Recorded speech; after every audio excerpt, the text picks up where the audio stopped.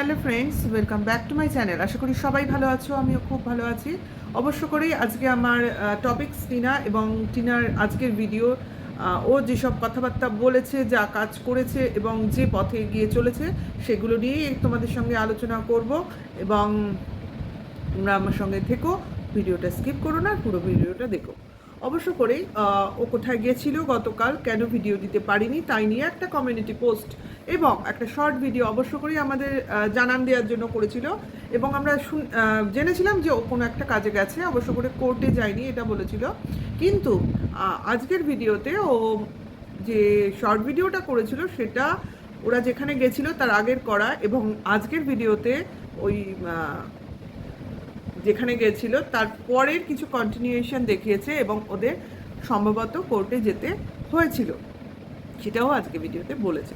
যাই হোক, কোথায় গেছিল এখন নিশ্চয়ই সবার কাছেই ক্লিয়ার। হ্যাঁ, হিউম্যান রাইটস এবং অ্যান্টি ক্রাইম ব্যুরোর কাছে ওরা গেছিল, এবং সেখানে কি হয় না হয় বা কি ধরনের কার্যকলাপ হয়, যারা সামান্যতম জানে তারা অবশ্য করেই বুঝতে পারছে। হ্যাঁ, মানুষের কিছু মানুষের ওপর কিছু অত্যাচার, বা যেসব মানুষ সমাজে প্রতারিত হয়েছে, এই সব জাতীয় ব্যাপারে সেখানে মানুষ সহায়তা চাইতে যায়, এবং সেখানকার লোকজন বা অধিকর্তা বা যারা এইসব কাজ করেন তারা তাদের নানাভাবে হেল্প করেন।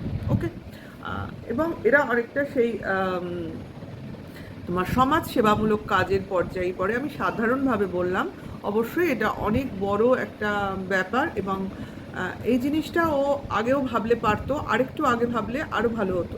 যাই হোক, যখনই মনে পড়ুক, যখনই ভাবুক, শুরু তো করেছে, অবশ্য করেই নিশ্চয়ই সফলতা পাবে। হ্যাঁ, ওর ভিডিও মাধ্যমে ও দেখিয়েছে ওখানে গেছিল, এবং সম্ভবত সেখানের কিছু কাজকর্মের জন্যই ওদের বসিরহাট কোর্টেও যেতে হয়েছিল তার পরবর্তীকালে। যদিও প্রথমে বলেছিল যাবে না, কিন্তু হয়তো দরকার, দেখো, কাজের আগে জানান একরকম ভাবনা, কাজের পরে আরেক রকম ভাবনা, এটা হতেই পারে। তা সেই জন্যই হয়তো যেতে হয়েছিল, এবং তারপর ওরা বাড়িতে যেরকম আসার চলে আসে, এবং সারাদিনকার রোজনামচা যেভাবে দেখানো সেটা দেখায়। ওইটা নিয়ে বলার কিছু নেই, ওইটা নিয়ে আমাদের বক্তব্য বিষয়ও নয়। বক্তব্য বিষয় শুরুই হচ্ছে ও যখন থেকে ও বলতে শুরু করলো ও কী কাজে গেছিলো বা কি করতে চাইছে। অবশ্য করেই যেটা ও প্রথমেও বলেছিল, যে ও প্রথম দিকে ওর যে চিন্তাভাবনাটা ছিল, যে যখন ওর হাজব্যান্ড ওকে চাইছে না বা ওকে নানান রকম ব্লেম দিচ্ছে, কাজেই ওর হাজব্যান্ডের সঙ্গে ও থাকবে না, ও একটা ডিভোর্স কেস করেছে, বা তারপরে মিউচুয়াল ডিভোর্স চেয়েছে। যাই হোক, যেভাবে হোক সেপারেট হতে চেয়েছে, কিন্তু কোনোভাবেই সেটা পাচ্ছিল না। ওকে নানানভাবে ডিলে করানো হচ্ছিল, বা আরও লেন্দি করানোর একটা পরিকল্পনা চলছিল। কাজে জিনিসটা ও বুঝতে পেরেছে, এটাই অনেক ভাগ্য ভালো যে কত রকম নোংরা পরিকল্পনা চলছিল হ্যারাসমেন্টের। কাজেই নাও, মানুষ বলে যে ধাক্কা খেতে খেতে একটা সময় সে ঠিক বুঝতে পারবে, এবং ঠিক পথটা হয়তো বা খুঁজে পাবে, এবং সেটার থেকে এই ঘুরে দাঁড়ানো, এবং ওর সিদ্ধান্ত নতুন করে নেওয়া হলো, না ও ডিভোর্স দেবেও না। এমনকি ডিভোর্স ওর কাছে চাইলে ও তো নিজে ডিভোর্স চাইবেও না, ওর কাছে যদি ডিভোর্স চায় ওর হাজব্যান্ড, তাহলেও ও ডিভোর্স দেবে না।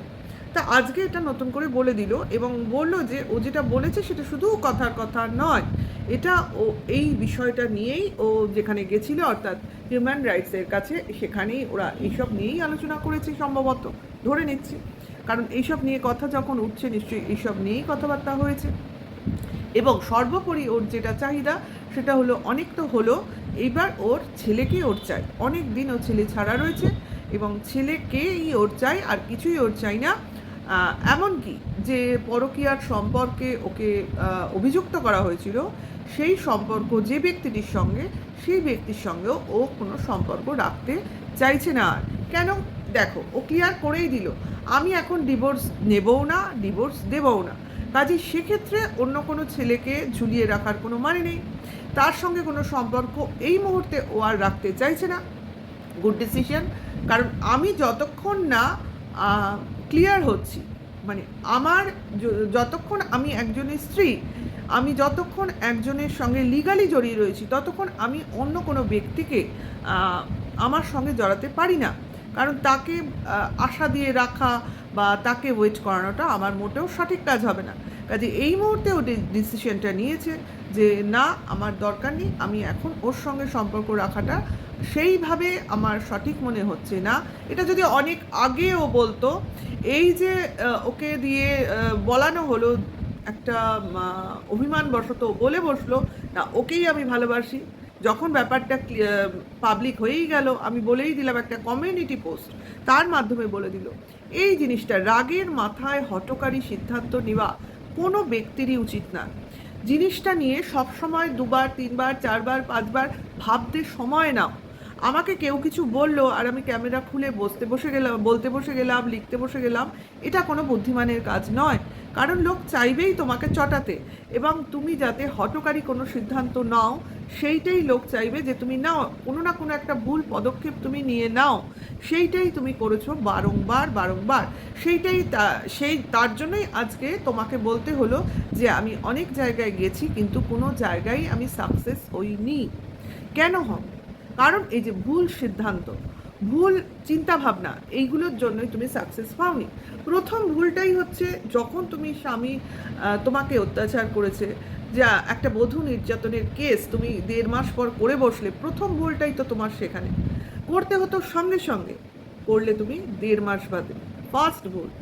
সেকেন্ড ভুল, প্রথম থেকেই তোমার ছেলের প্রতি ইগারনেস একটা দেখানো উচিত ছিল। কারণ ছেলে ছাড়া একটা মা কি করে বাঁচে, বা মা ছাড়া একটা ছেলেই বা কী করে বাঁচে সেই মুহূর্তে। কারণ ওই সময়টা হয়তো বা ছেলেটার খুব কষ্ট হয়েছিল, যদিও মনে করলাম যে ওরা দেয়নি, কিন্তু তোমার তো ঝাঁপিয়ে পড়া উচিত ছিল ওই মুহূর্তে, তাহলে কিন্তু পাশা অনেকটাই ঘুরে যেত। কিন্তু ব্যাপারটা হচ্ছে তোমার মনে আশা যে না, আমি ছোটোবেলার মনের একটা জেদ থাকে না, না আমি হারবো না, আমি এই জায়গাটা থেকে সরবো না, জেদ।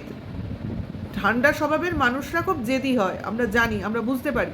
সেই জেদটার জন্য প্রতিটা পদক্ষেপ হয়তো তোমার ভুল নেওয়া হয়ে গেছে। তুমি ভাবছো যে তোমার স্বামী একটা সময় না একটা সময় তোমাকে ঠিক বুঝিয়ে নিয়ে যাবে, অন্তত তোমার সন্তানের কথা ভেবে, কিন্তু সেইখানেই তুমি ভুল প্রমাণিত হয়েছো। কারণ স্বামী তো তোমাকে কোনোদিন ভালোই বাসেনি, সেই ভালোবাসার তাগিদটাই কোনোদিনও অনুভব করেনি। যেই মুহূর্তে দেখেছে তুমি অন্য কারোর সাথে অনলাইন একটু চ্যাটিং করছো, চ্যাট বক্সে কথা বলছো, অমনি তার মাথা ঘুরে গেছে। তার একবারও মনে হয়নি যে আমার কাছ থেকে আমার স্ত্রী কী পায়নি যেটার জন্য সে চ্যাট বক্সে তার শান্তি খুঁজছে। এটা কখনো তার মনে হয়নি, নিজেকে সে শোধরাবার চেষ্টাও করেনি। সে শুধুমাত্র ওয়েট করেছে কিভাবে ওই গায়ে মশা বসলে যেভাবে ঝেড়ে তাড়িয়ে দেওয়া হয় বা মেরে ফেলার চেষ্টা করা হয়, সেই চেষ্টাগুলো করেছে। তোমাকে মশার থেকে অতিরিক্ত কিছু ভাবেইনি, তার জন্যই তো টিপে মেরে ফেলার প্রতি মুহূর্তে চেষ্টা চালিয়ে গেছে। এবং সেইটা যখন তুমি বেরিয়ে যাওয়ার পর নিজে হাতে করা সম্ভব হয়নি, সমস্ত দাদা দিদি কন্ট্রোভার্সি ক্রিয়েটারদের মাধ্যমে শুরু করেছে তার নোংরা পরিকল্পনা, ওই মশা টিপে মেরে ফেলার মতো। যাই হোক, এইগুলো ছিল তোমার ভুল। আর তারপরের ভুলগুলো হচ্ছে তোমার এই যে পরকীয়াটাকে সামনে নিয়ে আসার চেষ্টা, বিভিন্ন ডেটিংয়ে যাচ্ছি দেখানো, বাসে করে ঘুরতে গিয়ে ফেস রিভিল হওয়া, এই যে জিনিসগুলো, এইগুলো তুমি ভেবেছিলে যখন পরকীয়াই বলছে তাহলে পরকীয়া জিনিসটাকেই সবার সামনে নিয়ে আসি, তাহলে তো ওরা আমাকে অবশ্য করেই ডিভোর্স দিয়ে দেবে। কারণ কোনো স্বামীই চাইবে না পরকীয়ারত স্ত্রীর সঙ্গে থাকতে। তাহলে একটাই রাস্তা, আমি স্ত্রীর সঙ্গে থাকছি না, ডিভোর্স দিয়ে দেবো। কিন্তু না, সেটাও দেখছো তুমি ওটা লেন্দি হয়ে যাচ্ছে। তারপরে শুরু হলো তোমার চিন্তাভাবনা মিউচুয়াল ডিভোর্স। মিউচুয়াল ডিভোর্সে দেখলে তার শর্ত কী হতে পারে, কতটা বিপজ্জনক হতে পারে। তোমার অপোনেন্টের যে আছে, হতে পারে 5 বছর তুমি তার সঙ্গে ছিলে, 5 বছর সে হয়তো বা তোমার খেয়াল রেখেছিল।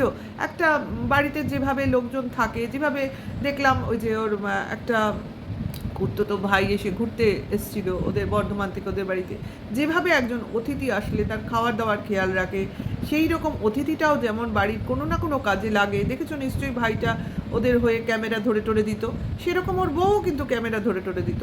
সেই রকমভাবেই ওকে ট্রিট করা হয়েছিল। হ্যাঁ, লাভের মধ্যে লাভ, একটা বংশধর এদের লাভ হয়ে গেছিল। সেই বংশধরটাকে কোনোভাবেই হাতছাড়া করতে চায়নি। এইখানেই ছিল টিনার বোকামি, যে আমার সন্তান আমি কখনো হাতছাড়া করব না। আমি যদি বাড়ির থেকে বেরোই, আমার সন্তান আমার সঙ্গে যাবে। এইটা যদি ও সেই মুহূর্তে করতে পারতো, অবশ্য করে, বা একটু চালাকি করতে পারতো, যে ছেলেকে নিয়ে অন্তত বেরোবার চেষ্টা করতো, আজকে কিন্তু জিনিসটা অন্যরকম হয়ে যেত। যাই হোক, কোনোটাই শেষ নয়, কোনোটাই আশাহত হওয়ার জায়গা নেই।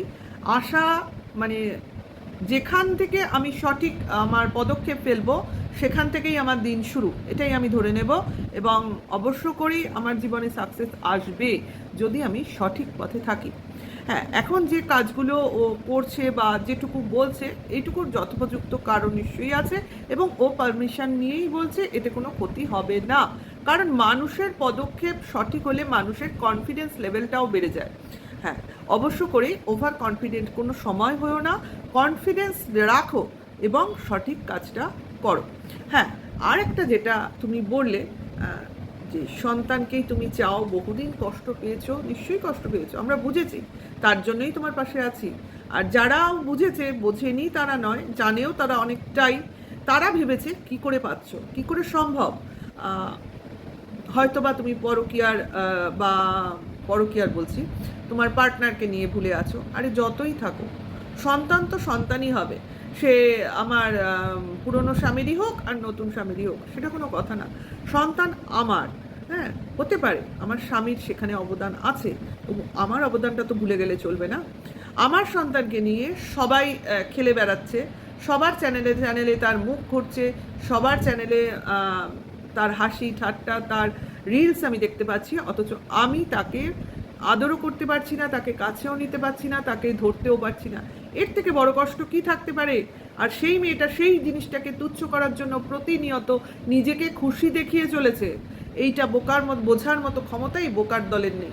যাই হোক, যাই হোক, সে সন্তান ভালোবাসবে মা, এটাই স্বাভাবিক। আর সন্তানকে না পাওয়ার যে কী বেদনা প্রত্যেকটা মাই বোঝে, তবুও তারা একে খিল্লি ওড়াবে। একবারও বুঝবে না যে কেন সে সন্তানকে নিয়ে যায়নি। একটা 3 বছরের সন্তান, সে মা ছাড়া থাকতে পারে না, তাকে মা ছাড়া রাখা হয়েছে, এটাই তো প্রধান ক্রাইম।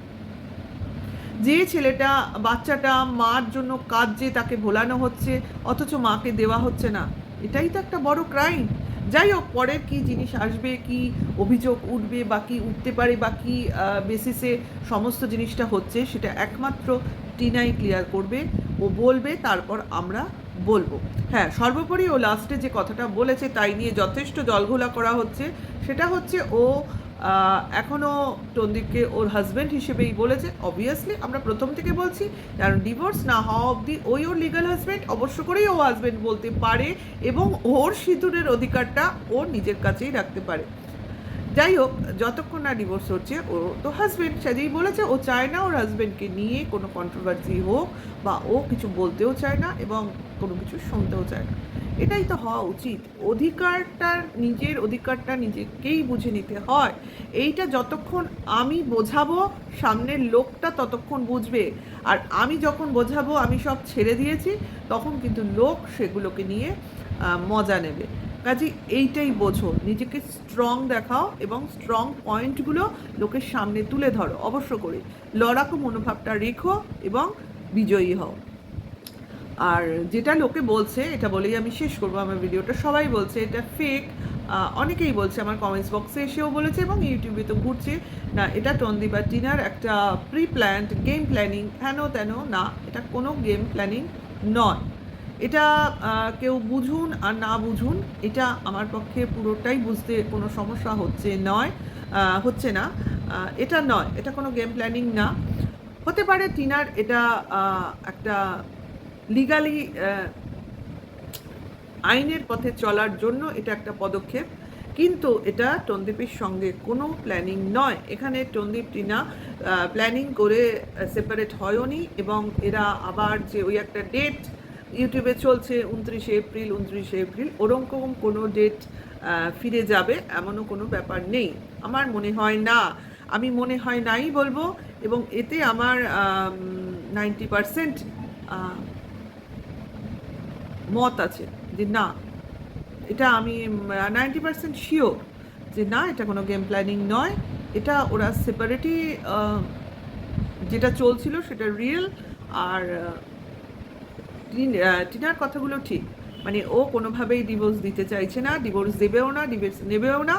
ও এইভাবেই থাকবে এবং ওর ছেলেকে নিয়ে ওর অধিকার বুঝে নিয়েই থাকবে। এইটুকু আমি বুঝতে পেরেছি।